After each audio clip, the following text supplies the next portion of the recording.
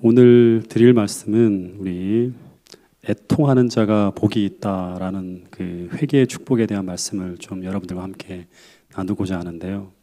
적극적인 이 사고방식 뭐 이런 어떤 부분으로 아주 유명한 이 노만 빈센트 필 목사라는 분이 있는데 근데 이분의 제자 중에 아주 유명한 목사인 로버트 슐러 목사라는 사람이 있습니다. 이 사람은 한때 교회 성장학의 모델이라고 불릴 만큼 아주 훌륭한 목사로 칭함을 받는 그런 분이었습니다. 이분이 세운 교회가 미국 가든 그로브에 가면 이 크리스탈 처치라고 해서 뭐 관광객들이 한번 들러볼 정도로 너무너무 멋있는 그런 교회를 지었던 분입니다. 그리고 이 교회 교인 수가 한때는 1만 명 가량으로 이제 막 성장을 합니다. 이 사람들이 교회만 보면 와서 웅장한 어떤 그런 파이프 오르간에 그 다음에 멋있는 건축물을 보면서 사람들이 모여들었다고 합니다. 그래서 미국에서 가장 모범적으로 성장하는 교회로 인정받는데 많은 목사님들이 이분의 영향을 받아 또 이 비슷한 길을 걸어가면서 교회를 성장하는 아주 유명한 목사님들이 생겨납니다. 그 중에 대표적으로 한국의 조영규 목사님이 바로 이제 이분의 영향을 받았다고 하는 분들이 많습니다. 실제 이 두 분은 유사한 점이 참 많습니다.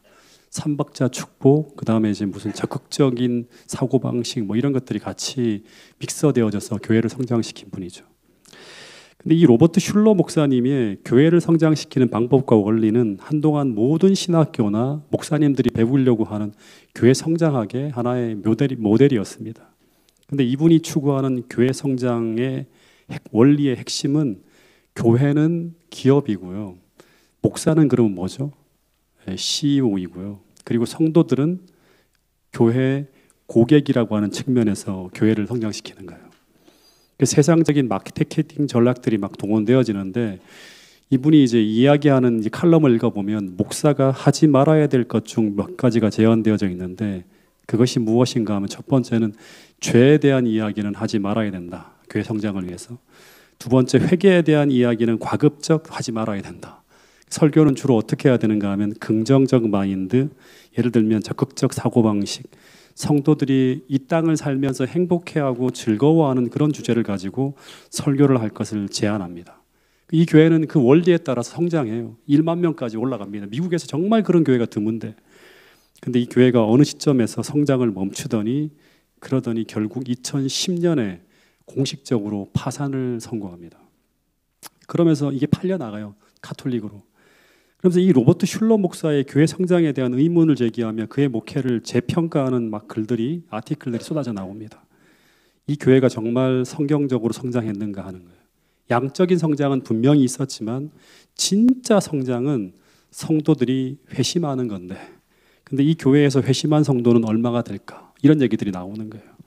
여러분 적극적 사고방식이나 긍정 마인드 이런 것들은 우리가 이 땅에서 행복하게 살기 위해 무엇을 해야 되는가 하는 이런 이야기들은 교회에 오지 않아도 배울 수 있는 것입니다. 다시 말해서 그런 이야기를 듣고자 한다면 우리는 굳이 교회에 올 필요가 없습니다. 왜냐하면 그런 가르침은 교회보다 세상에서 훨씬 더 잘해줄 수 있기 때문입니다. 여러분 오늘 우리가 교회에 오는 이유는 세상에서도 얻을 수 있는 그런 행복과 그런 기쁨을 얻기 위해 오는 것이 아니라 오늘 우리가 교회에 오는 이유는 하나님만이 주실 수 있는 위로와 하나님만이 주실 수 있는 그 행복과 하나님만이 주실 수 있는 그 기쁨을 맛보기 위해 교회에 오는 것입니다. 다시 말해 우리가 교회에 오는 이유는 정말 살아계신 하나님을 만나기 위해 그리고 그분만이 주실 수 있는 그 하나님의 은혜와 하나님이 주시는 축복을 받기 위해서 우리는 교회를 찾는 것입니다. 근데 오늘 우리가 하나님을 만나면 이 예배를 통해서 하나님을 만나면 우리는 하나님만이 주실 수 있는 그 축복을 받게 됩니다. 그 축복이 무엇인지를 하나하나 우리가 살펴서 그 축복을 받아서 세상의 빛과 소금의 역할을 감당할 수 있는 모든 성도들이 될 수 있기를 간절히 바라겠습니다. 이 산상수훈의 시작에 보면 하나님이 하나님의 백성들에게 주시는 축복을 8가지로 제시합니다. 과거엔 이게 축복이 아니었지만 이제는 하면서 주님께서 이제는 이것이 너희들이 천국 백성이라면 이게 너희들에게 축복으로 담겨져야 된다고 하면서 8가지 축복을 제시하는데 그 중에 하나가 뭔가 하면 8가지를 다 할 수 없고요. 두 번째 축복을 함께 오늘 나누려고 합니다. 같이 읽어볼까요? 마태복음 5장 4절 말씀입니다. 시작. 애통하는 자는 복이 있나니 저희가 위로를 받을 것임이요. 이 본문에 보면 하나님이 천국 백성에게 주시는 축복 중에 하나가 뭐냐 그러면 애통하는 것이라고 합니다. 애통이 뭐예요? 슬퍼하면서 통곡하는 거예요. 여러분, 이 말씀 속에는 기독교에서 말하는 아주 핵심 가르침 중에 하나가 담겨져 있습니다. 핵심 가르침. 그것이 무엇인가 하면 기독교에서 말하는 참된 행복과 모든 축복은 이 애통이라고 하는 눈물을 흘리는 과정을 통해서 주어지는 것이라고 말하고 있는 것입니다. 여러분, 예수님이 말씀하시고자 하는 이 애통이 뭘까요? 성경의 이 부조와 산상수훈이라는 책을 보면 두 가지를 이야기하고 있습니다. 하나는 말 그대로 인생에서 벌어지는 고난으로 인해 슬퍼하는 거예요. 이런 글이 있어요. 감당하기 심히 어렵고 가혹하게 보이는 시련이라도 일단 믿음으로 받아들이면 축복임이 판명될 것이다. 세상의 쾌락을 앗아가는 혹독한 재난이 오히려 우리의 눈을 하늘로 향하게 하는 수단이 될 것이다. 인생의 고난은 우리 성품에서 불순물과 거친 것을 제거해내는 하나님의 뭐다? 일꾼들이다 하는 거예요. 산상수훈 10페이지에 있는 말씀이에요. 그래서 믿음을 가진 사람은 고난이라고 하는 고통을 통과해 나가는 그 과정 속에서 애통하며 눈물을 흘리기도 하지만, 그러나 그 고난 속에서 하나님이 함께 하시는 은혜를 경험하면서 뭐를 경험한다?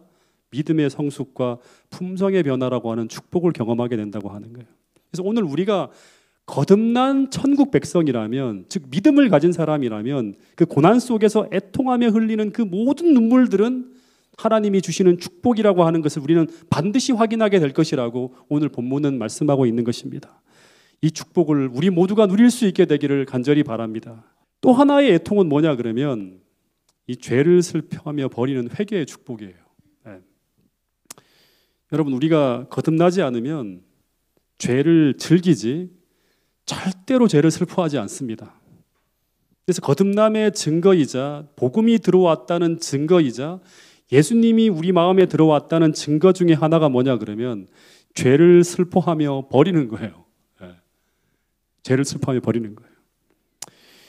오래전에 어떤 구도자에게 제가 성경을 가르칠 때 이분이 얼마 동안 공부를 아주 재미있게 진행했어요.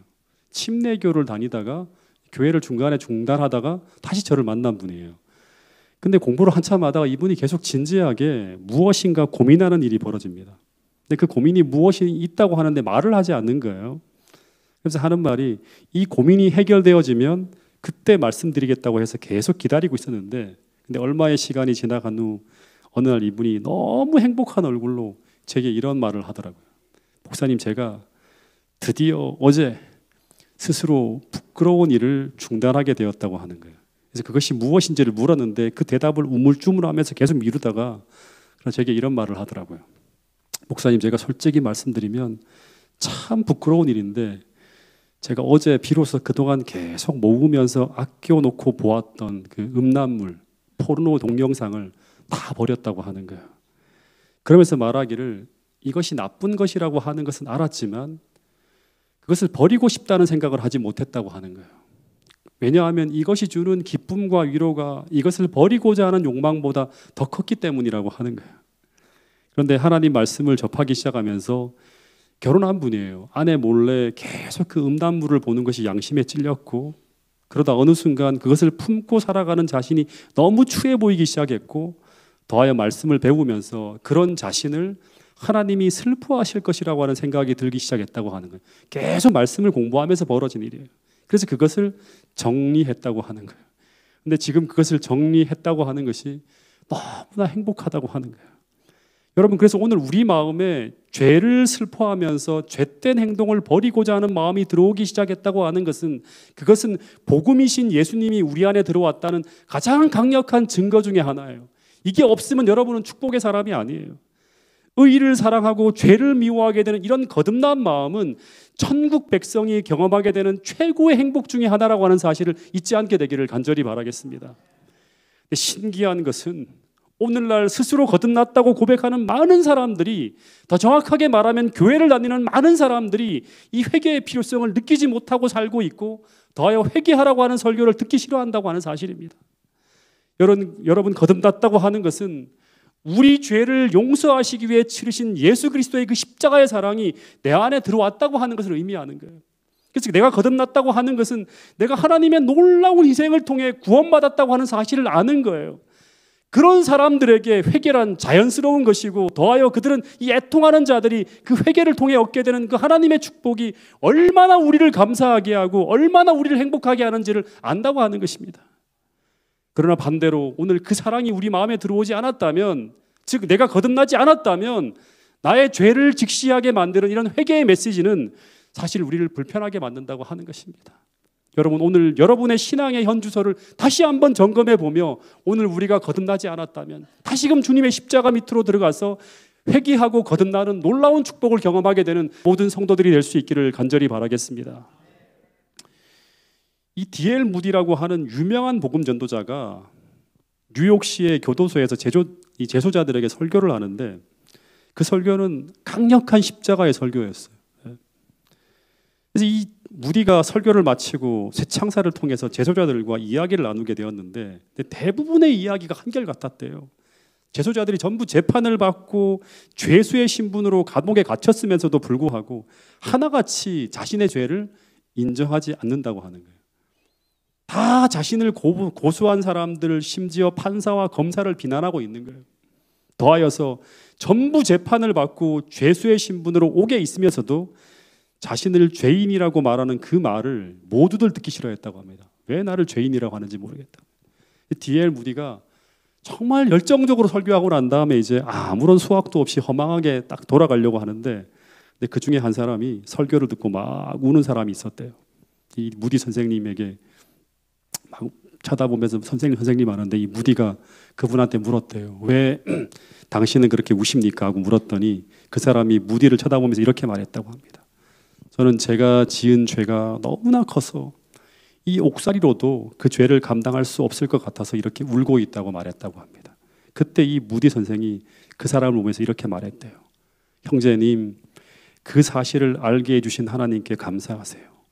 왜 감사해야 되는가? 그것은 바로 당신이 스스로 죄인임을 고백하며 구주를 찾는 그 마음에 회개라고 하는 하늘의 축복이 임하게 되고, 동시에 그 마음에 예수 그리스도라고 하는 하늘의 선물이 임재하게 된다고 하는 말을 해주었다고 합니다. 여러분, 오늘 우리도 솔직히 말하면 쇠창살에 갇혀 있지는 않지만, 우리는 이 지구라는 옥에 갇혀서 죽을 날만 기다리던 그런 죄수와 같은 존재들이 바로 여러분과 저예요. 구원이 필요한 죄인이라고 하는 것입니다. 오늘 우리가 이 사실을 인정하고 있다면 오늘 우리에게는 자연스럽게 이런 일이 벌어지게 될 거라고 합니다. 요한복음 12장 32절 말씀을 같이 한번 읽어보겠습니다. 시작. 내가 땅에서 들리면 모든 사람을 내게로 이끌겠노라 하시니. 내가 땅에서 들리면, 이게 무슨 말이에요? 예수님이 십자가에 달려 돌아가신 후에 이 십자가의 빛이 온 세상을 환하게 비추기 시작할 때, 그때 주님께서 이렇게 들리면, 그러면 스스로를 죄인이라고 인정하는 모든 사람들은 이 십자가로 이끌리는 일이 벌어지게 될 거라고 하는 거예요. 다시 말해서 내가 그리스도의 용서가 필요한 자라고 하는 것을 인정하는 모든 사람들은 이 십자가에서 비쳐나오는 그 빛을 통해서 나의 참된 모습을 보게 되고, 더하여 내가 짓고 있는 이 죄가 무엇인지를 깨닫게 되는 놀라운 일이 벌어지게 된다고 하는 것입니다. 그래서 십자가는 하나님이 우리를 얼마나 사랑했는지를 보여주는 것임과 동시에, 이 십자가는 나의 죄가 무죄한 주님에게 어떠한 일을 했는지를 보여주는 게 바로 십자가예요. 그래서 이 하나님의 사랑이 성령을 통해서 우리 안에 들어오게 되면, 우리는 우리를 사랑하시는 그 예수님을 십자가에 달려 돌아가시게 만든 나의 죄를 어떻게 한다? 슬퍼하며 버리려 하는 일을 하게 되는데, 이것이 바로 애통하는 자들이 경험하게 되는 참된 회개입니다. 여러분, 근데 이런 말씀을 이렇게 제가 하고 여러분들이 들어도 이것이 그냥 교리적으로는 이해가 되는데, 예수님이 그렇게 했지 정도 느끼는데, 근데 그분이 정말 나 하나를 위해서, 나 한 개인을 위해 정말 그런 일을 하셨다고 하는 것은 잘 느껴지지 않는다고 하는 거예요. 여러분, 그래서 이 역사적인 사건이 우리 한 사람 한 사람을 위해 일어난 사건이라는 것을 우리 개인 개인의 심령에 각인시키기 위해서 보내심을 받은 분이 바로 누구인가 하면 성령 하나님입니다. 요한복음 로마서 5장 5절의 말씀처럼 이 십자가의 절절한 사랑이 성령을 통해서 여러분 개인 개인에게 계시되어지면 그러면 우리에게 어떤 복스러운 일이 벌어지는가 하면 제가 스가랴 13장 1절 말씀에 보면 십자가의 사랑이 성도들의 마음에 부어지게 될 때 이런 일이 벌어진다고 합니다. 그날에 다윗 족속과 예루살렘 거민을 위해 죄와 더러움을 씻는 큰 샘이 열리게 된대요. 다시 말하면 정말 모든 사람들의 죄가 다 떨어져 나가는 정말 어마어마한 대부흥의 역사가 펼쳐지는 거예요. 근데 그때 우리 개인 개인의 심령 속에는 어떤 일이 벌어지는가 하면 저는 솔직히 말하면 이 역사가 오순절만이 아니라 이 재림을 준비하는 우리에게 진짜 시대적으로 임박한 이 시대에 성도들에게 벌어졌으면 좋겠어요.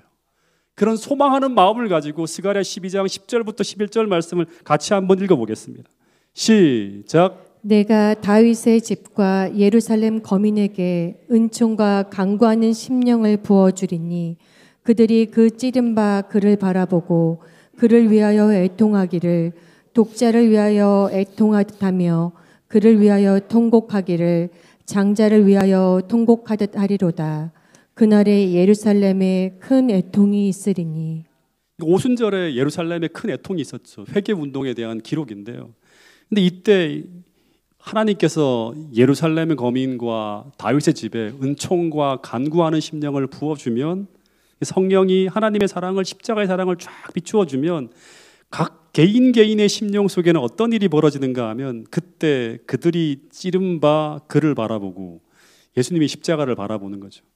그를 위하여 애통하기를 독자를 위하여 애통하듯 하며 그를 위하여 통곡하기를 마치 장자를 잃고 난 듯 통곡하듯 하는 그런 애통이 벌어지게 된다고 하는 거예요. 근데 이 애통이 실제 예루살렘 거민과 모든 백성들에게 임했었죠.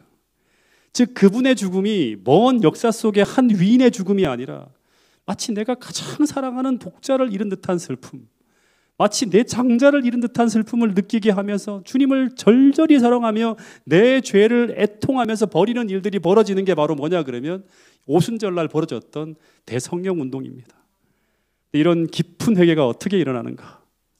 또다시 말하지만 내가 다윗 집과 예루살렘 주민에게 은총과 간구하는 심령을 부어줄 때 벌어지는 거예요. 즉 로마서 5장 5절의 말씀처럼 성령 하나님께서 그 십자가의 사랑을 우리 마음에 부어주실 때 그때 이런 은혜의 샘이 터지고 죄를 씻는 이런 깊고 깊은 회개가 벌어진다고 말씀하고 있는 것입니다. 여러분 모든 성도들이 정말 다시 한번 이 성경의 말씀 그대로 우리가 회개하면서 애통하는 자에게 주시겠다고 하시는 그 놀라운 축복들을 경험하며 새롭게 거듭나는 놀라운 역사가 오늘 이 안식일에 우리 모두에게 벌어질 수 있게 되기를 간절히 바라겠습니다. 사도행전을 보면 처음 교회가 세워질 때 교회는 회개 운동을 통해서 탄생합니다. 이게 처음 교회예요. 그래서 처음 교회의 모든 성도들은 전부 다 어떤 사람들인가 하면 십자가의 사랑을 통해서 회개한 성도들이 모여서 연합해서 하나님의 사명을 위해 달려간 교회예요.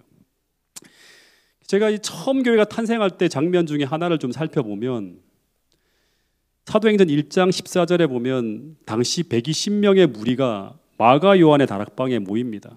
근데 이들이 이곳에서 마음을 같이 해서라고 하는 것은 뭐냐면 연합해죠. 연합해서 기도했다고 하는데 근데 이들은 원래 이렇게 연합되어진 무리가 아니었죠. 한 43일 전에 보면 똑같은 장소에서 어떤 일이 벌어졌는가 하면 누가복음 22장 24절에 보면 당시 이들은 똑같은 다락에 모여서 무엇을 했는가 하면 서로 누가 큰가 하여 다투던 사람들이었어요. 즉 이들의 마음을 가득 채우고 있었던 것은 무엇인가 하면 선하고 진실한 마음이 아니라 시기와 질투로 가득 찬 마음이었어요. 그래서 그 마음 때문에 서로 다투는 거예요. 근데 43일이 지나가는 동안 이들에게 어떤 일이 일어났고 그들은 어떤 경험을 하게 되는가 하면 그 사이에 이들은 주님이 돌아가시는 모든 과정을 다 목격하게 됩니다. 그리고 부활하신 주님을 통해서 그 과정에서 벌어진 이 십자가가 어떤 의미인지를 깊이 공부하는 시간을 40일 동안 갖게 됩니다. 성경 공부를 막 하는 거죠. 그리고 그 과정 속에서 이들은 주님이 그들을 얼마나 사랑하셨는지를 깨닫게 돼요. 그래서 이들은 주님을 너무너무 사랑하게 됩니다. 그리고 주님을 슬프시게 한 자신의 모습을 하나하나 헤아리면서 깊은 회개를 하는데, 그 깊은 회개의 절정이 바로 사도행전 1장 다락방에 모여서 기도하는 모습입니다. 한번 여러분 2000년 전으로 돌아가서 한번 상상해 보면, 십자가 사건이 있기 바로 직전 서로 누구와 높은가로 막 다투던 그들이 이제 예수님의 십자가의 그 희생을 다 목격하고 난 후에 예수님의 십자가의 사랑을 품고 다시금 같은 장소로 들어가게 되었을 때, 이때 이들의 마음에는 어떤 일이 일어나게 되었을까요? 한번 상상해 보세요. 아마 이들은 같은 장소잖아요. 주님이 돌아가시기 전날 서로 시기하고 다투던 그 모습을 생각하면서 그때 그들의 그 행동이 얼마나 주님을 슬프시게 했을까를 생각하면서 아마 계속 울었을 거예요. 더하여 그분의 십자가를 생각할 때마다 자신의 못된 마음과 잘못된 행동이 다 떠오를 때마다 그들은 너무나 슬프고 괴로워서 아마 통곡하며 울지 않았을까 생각이 듭니다. 그러면서 이런 슬픔에만 갇혀 있는 것이 아니라 이런 새로운 마음을 가지고 이런 결심을 했다고 합니다. 여기 보면 이 사도행전에 나온 말씀인데요, 기억에서 사라졌던 진리들이 그들의 마음에 다시 떠올랐으며 그분의 순결하고 거룩한 생애를 명상할 때 만일 그들의 생애로 그리스도의 품성의 아름다움을 증거할 수만 있다면 너무 힘들어서 하지 못할 수고나 너무 커서 못할 희생이 없다는 것을 느꼈다는 말이에요. 이게 무슨 말인가 하면 새로운 각오와 결심이 그들의 마음을 충만히 채우고 있었다고 하는 것인데, 근데 이런 결심과 각오를 만들어낸 동인이 무엇인가 하면 주님을 사랑하는 마음이 그들의 마음을 가득 채운 후에 벌어졌다고 하는 것입니다. 그러면서 그 뒤에 다음 구절을 보면 그들은 과거의 3년을 다시 살 수만 있다면, 다시금 그 지점으로 돌아간다 그러면 그들은 얼마나 다르게 행동할 것인가를 생각했었다고 합니다. 여러분, 이것이 바로 뭐냐 그러면 회개하고 난 후에 이전과 다른 새로운 마음을 품고 회개의 자리를 떠나가는 거예요. 바른 회개는 하나님의 놀라운 사랑이 그들의 마음속에 부어질 때 그 마음을 통해서 죄된 생각들과 죄된 모든 행위들을 슬퍼하면서 새로운 결심과 각오를 만들고 그 자리를 떠나는 거예요. 다시 말하면 이런 열렬한 마음을 가지고 다시금 일어서는 게 바로 뭐냐 그러면 회개 후에 나타나는 모습이라고 하는 거예요. 그것을 사도 바울은 이런 말씀을 통해서 기록하고 있습니다. 회개할 때 우리는 이런 근심이 있게 된대요. 같이 한번 읽어보겠습니다. 고린도후서 7장 11절 말씀입니다. 시작. 보라, 하나님의 뜻대로 하게 된 이 근심이 너희로 얼마나 간절하게 하며 얼마나 변증하게 하며 얼마나 분하게 하며 얼마나 두렵게 하며 얼마나 사모하게 하며 얼마나 열심 있게 하며 얼마나 벌하게 하였는가. 너희가 그 일에 대하여 일체 너희 자신의 깨끗함을 나타내었느니라. 완전히 다른 마음, 과거와 다른 생각과 마음을 품고 자리를 떠나는 거예요. 이게 바로 뭐냐 그러면 참된 회개라고 하는 거예요. 처음 기독교에 탄생할 때 성도들은 이런 마음을 가지고 날마다 회개했다고 하는 거예요. 이 근심, 이 간절함, 이 분함, 이 사모함, 이 열심, 이 모든 감정들은 우리가 참되게 회개할 때 우리 마음속에 일어나는 감정들이에요. 그래서 이 근심과 이 간절함과 이 분함과 이 사모함과 이 열심은 전부 성령께서 우리가 간절히 회개할 때 우리에게 넣어주시는 마음들이고, 이 마음을 통해서 성령은 계속 우리 마음속에 있는 깨끗하지 못한 마음을 청소하면서 주님과 같은 거룩한 마음으로 우리를 변화시켜 나간다고 하는 것입니다. 여러분, 이 결과 어떤 일이 벌어지는가 하면 초기 교회는 완전히 하나로 연합되어져 갖고 주님이 주신 사명을 위해 기도하게 된다고 하는 거예요. 시기와 질투와 이런 감정들이 완전히 일소되어지는 결과가 나타났다고 하는 것입니다. 여러분, 이런 깊고 진실한 회개가 일어나지 않으면, 이런 회개의 기도가 온 교회적으로 일어나지 않으면 우리에게 이런 오순절에 벌어진 이런 연합이 일어날 수 없고요. 그러면 오순절에 벌어진 성령 강림의 역사인 늦은 비의 역사는 일어나지 않을 것이라고 하는 거예요. 여러분, 주님께서 3년 반 동안 그들을 가르쳤지만 성경의 지식 가지고는 주님이 돌아가시기 직전까지도 서로 시기하고 다투면서 그들의 마음을 채우고 있는 죄악에서 자유롭게 되지 못했다고 하는 걸 우리는 성경을 통해서 보면 알 수 있습니다.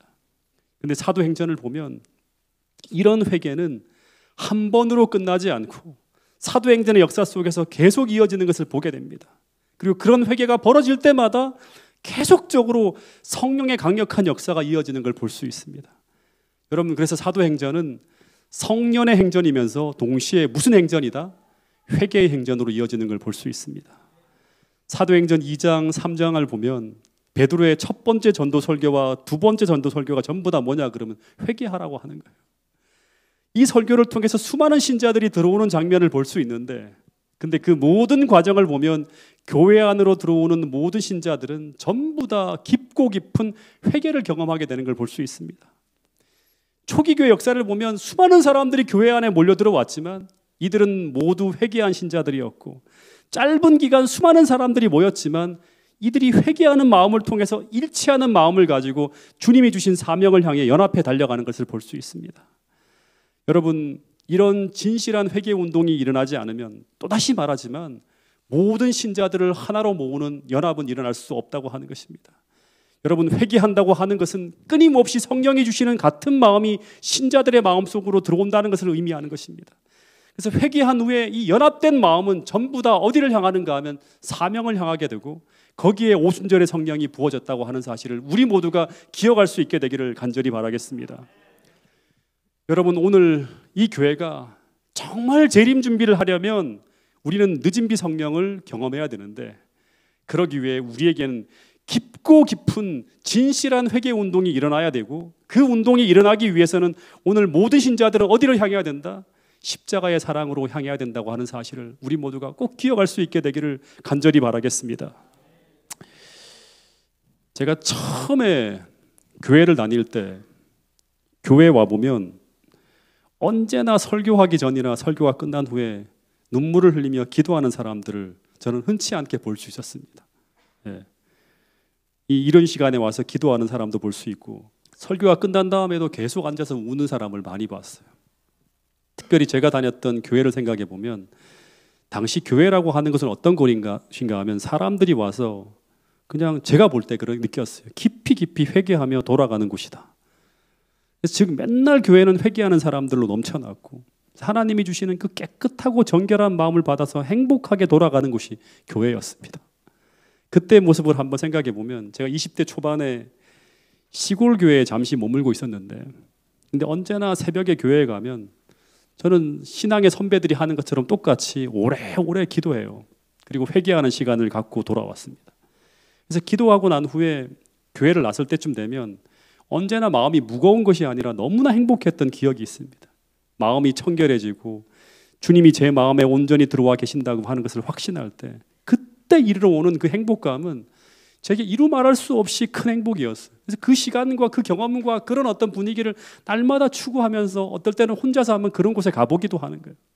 새벽에 깜깜할 때 교회에 들어갔다가 새벽 여명이 터오는 것을 보면서 교회를 나설 때, 그때 주어지는 그 행복은 설교자의 설교가 은혜로워서 행복했던 것도 있지만, 그 행복보다 더 큰 행복은 이 마태복음 5장의 8복 중에 두 번째 축복인 이 애통하는 자에게 부어지는 그 하나님의 위로 때문이라고 하는 것입니다. 그 기쁨이 너무나 컸기 때문에 매일매일 주님과 하나 되는 그 기쁨을 느끼고 싶어서 매일매일 교회에 빨리 가고 싶었던 그런 기억이 제게 있습니다. 여러분, 주님이 말씀하시는 산상수훈의 가르침을 보면 이 천국 백성은 다른 기쁨이 아니라 반드시 회개 뒤에 이르러 오는 이 천국의 기쁨, 애통하는 자가 경험하는 이 하늘이 주는 위로와 기쁨을 맛보며 살아가야 된다고 분명히 말씀하고 있다고 하는 사실입니다. 즉, 이 말은 오늘 우리가 그것을 경험하지 못하고 살아가는 그리스도인이라면 어쩌면 정상적인 그리스도인으로서 정상적인 성장을 하지 못할 수도 있다고 하는 그런 말씀입니다. 즉, 잘못된 기초 위에 우리 신앙이 세워지고 있을 수도 있다고 하는 것입니다. 여러분이 회개의 깊이에 따라서 내가 복음을 어떻게 받아들였나가 결정되어지고, 그리고 이 회개를 어떻게 하는가에 따라서 우리와 하나님과의 관계가 어떠함을 만든다고 하는 사실을 우리 모두가 꼭 기억할 수 있게 되기를 간절히 바라겠습니다. 여러분, 마지막 시대를 표상하는 계시록 3장에 등장하는 라오디게아 교회의 가장 큰 문제가 뭘까요? 가장 큰 문제가 뭐죠? 이 시대를 표상하는 교회인데, 그 교회의 가장 큰 문제는 뭐냐 그러면 여러 가지 문제점들을 듣고 있는데, 대부분의 신자들이 회개에 실패한 채 살아가고 있다고 하는 거예요. 예수님이 뭐라고 하는가 하면 뭐라고 하죠? 회개하라고 합니까? 그냥 회개하라지 않고 뭐라고 하죠? 열심을 내어 회개하라고 하는 기별을 전하시는 걸 볼 수 있습니다. 그냥 회개하는 것이 아니라 어떻게 회개하라? 이 마지막 때는 진짜 열심을 내어 회개하라고 하는 거예요. 다시 말해 이 말은 그냥 회개하는 척 하지 말고 진심으로 회개하라고 하는 거예요. 정말 오래오래 회개의 자리에 머물면서 성령 하나님의 조명을 통해서 내가 얼마나 잘못된 사람인지, 내가 얼마나 영적으로 처참한 빈곤에 처해 있는지, 내가 얼마나 문제 많은 사람인지를 성령의 안약을 발라서 보게 되어서 진심으로 십자가를 붙들고 회개하는 그런 사람으로 거듭나라고 말씀하고 있는 것입니다. 그 속에서 우리가 받게 되는 이 하나님의 축복이 얼마나 귀하고 복스러운 것인지 경험으로 알라고 말씀하고 있는 것입니다. 여러분, 이 축복을 우리 모두가 꼭 받아서 정말 하나님이 주시는 그 은혜 속에 머물면서 세상의 어떤 기쁨보다 이 행복이 값지고 가치 있는 것이라고 하는 것을 날마다 고백할 수 있는 그런 성도들이 될 수 있기를 간절히 바라겠습니다.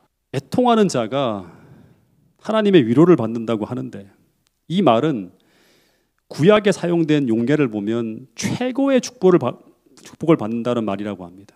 이 주석을 보니까 성경에서 말하는 이 하나님의 위로란 완결케 하시는 하나님의 보상을 뜻한다고 합니다. 이 말씀을 보면서 같은 단어를 한번 찾아봤는데, 예수님이 이 땅에 오시기 전에 이제 예루살렘의 시므온이라는 사람이 예수님을 만나게 되는데, 근데 이 사람을 어떻게 설명하고 있는가 하면 이스라엘의 위로를 기다리는 사람이라고 표현했습니다. 이 말씀은 메시아가 오심으로써 이스라엘이 경험하게 되는 구원의 역사가 하나님의 위로라고 하는데, 근데 애통하며 회개하는 자는 뭘 받는다? 이 동일한 위로를 받는다고 하는 거예요. 이 말은 우리가 진심으로 회개할 때 우리는 시므온이 기다렸던 그분을 우리는 성령 하나님의 임재를 통해 만나게 된다고 하는 거예요. 더하여서 이 위로를 계속 받고 살아가는 사람들이 결국 주님이 오시는 날 그분을 만나는 놀라운 축복을 경험하게 된다고 하는 거예요. 여러분, 이제 마지막으로 여러분에게 좀 물어볼게요. 여러분은 이 하나님의 위로와 하나님이 주시는 행복을 경험하며 살아가고 있습니까? 이게 뭔지를 알고 있습니까? 한번 생각해 보시기 바랍니다. 마태복음 4장 17절에 보면 예수님이 공생애를 시작하면서 처음 외친 기별이 뭐냐 그러면 천국이 가까웠다고 말을 하지 않았어요. 먼저 뭐 하라? 회개하라는 말을 합니다. 이 말이 뭐예요? 회개해야 천국이 온다고 하는 거예요. 회개해야지만 우리에게 그리스도가 임재하는 평안이 찾아오고, 회개해야지만 그리스도께서 자유케 하시는 기쁨이 찾아온다고 하는 거예요. 마태복음 3장 2절에도 침례 요한이 천국이신 예수님이 오시기 전에 외친 기별이 뭐예요? 회개하라, 천국이 가까웠다는 기별이에요. 다시 말해 이 이야기들은 전부 무엇을 말하고 있는가 하면 기독교에서 말하는 천국은 기독교에서 말하는 진짜 행복한 삶이요, 의로운 삶이요, 주님이 인도하시고 주님을 기쁘시게 하는 모든 삶은 이 애통을 통해서만이, 회개를 통해서만이 이르러올 수 있다고 말하고 있는 것입니다. 근데 오늘날 많은 그리스도인들이 회개 없는 천국을 기대하고 회개 없는 축복을 기대하고 있다고 하는 거예요. 회개 없는 천국, 회개 없는 축복이라고 하면 어떻게 보면 그리스도 없는 행복과 축복을 기대하는 것과 똑같은 것입니다. 근데 그런 축복과 그런 행복은 성경에는 존재하지 않는 축복이에요. 그래서 오늘 그런 축복을 갈망하고 있다면 그들은 이 교회에서 아무것도 얻지 못하고 돌아가게 될 수도 있다고 하는 것입니다. 여러분, 다시 반복해서 말씀드립니다. 오늘 우리가 정말 하나님을 만나기를 갈망하는 사람이라면, 그리고 그 하나님이 주시는 축복을 갈망하는 사람들이라면 오늘 우리는 하나님과 우리 사이를 막고 있는 근본적인 문제를 해결해야 됩니다. 그것이 바로 무엇인가 하면 죄라고 하는 것입니다. 이사야서 59장 2절 말씀을 같이 한번 읽어보겠습니다. 시작. 오직 너희 죄악이 너희와 너희 하나님 사이를 갈라놓았고 너희 죄가 그의 얼굴을 가리어서 너희에게서 듣지 않으시게 함이니라. 여러분, 이 말씀을 보면 우리가 죄를 덮어둔 채 교회를 다니고 있다면 우리는 절대 하나님이 주시는 행복에 접근할 수 없다고 하는 것입니다. 이 안식일 우리 모두가 정말 다시 한번 회개의 자리로 돌아가서 죄로부터 용서도 받고 더하여 죄로부터 자유케 되는 그 행복을 꼭 받아서 누리는 모든 성도들이 될 수 있기를 간절히 바라겠습니다. 그 행복을 베드로는 이렇게 표현하고 있습니다. 마지막 말씀입니다. 읽어보겠습니다. 시작. 그러므로 너희가 회개하고 돌이켜 너희 죄 없이 함을 받으라. 이같이 하면 유쾌하게 되는 날이 주 앞으로부터 이를 것이요 또 주께서 너희를 위하여 예정하신 그리스도 곧 예수를 보내시리니. 예, 여기 보니까 회개하라. 그리하면 유쾌하게 되는 날이 주 앞으로부터 이를 것이요. 그 다음에 뭔가 하면 주께서 너희를 위해 예정하신 그리스도 곧 예수를 보낸다고 하는, 그분을 만나게 된다고 하는 것이죠. 이 천국, 이 기쁨을 꼭 맛보시는 우리 모두가 될 수 있기를 간절히 바라면서 오늘 말씀을 줄이도록 하겠습니다.